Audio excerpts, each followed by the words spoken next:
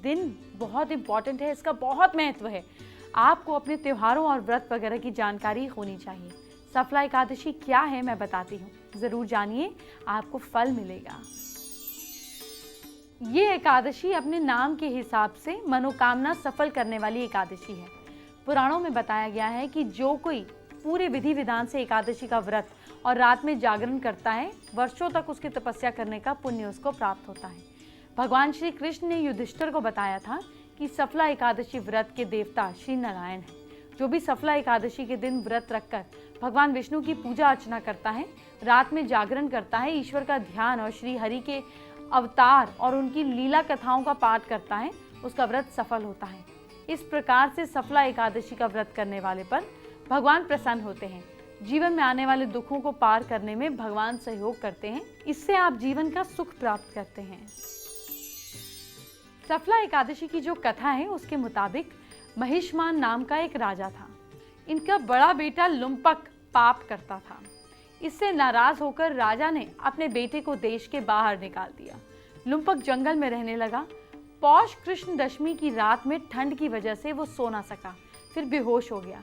आधा दिन गुजर जाने के बाद जब बेहोशी दूर हुई तब जंगल से फल इकट्ठा करने लगा। शाम में सूर्यास्त के बाद अपनी किस्मत को कोसते हुए भगवान को याद करने लगा। एकादशी की रात भी अपने दुखों पर विचार करते हुए लुम्पक सो न सका। इस तरह अनजाने में ही लुम्पक से सफला एकादशी का व्रत पूरा हो गया।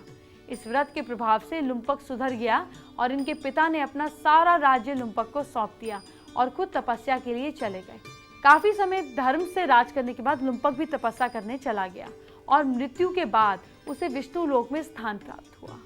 अगर आप आज व्रत नहीं कर रहे हैं तो कोई बात नहीं, आप आज के दिन भगवान विष्णु की पूजा तो कर सकते हैं, वो कीजिए। रोज काम करते हुए भगवान को याद करें। शाम के समय भगवान की पूजा और आरती के बाद भगवान की कथा का पाठ करें। एकादशी के दिन चावल से बना भोजन, लहसुन, प्याज, मांस, शराब का सेवन ना करें। आइए बात करते हैं आज की स्पेशल एस्ट्रो टिप की।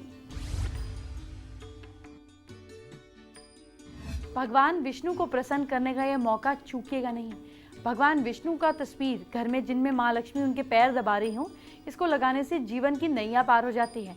आपको माँ लक्ष्मी के पीछे भागना नहीं पड़ता, माँ आपके घर में स्थायी हो जाती हैं। बात यह है इस तस्वीर को लगाए कहाँ, इसको घर के ईस्ट कोने में लगाना है और देखिए आपके जीवन किस तरीके से साफ सुथरा हो जाता है।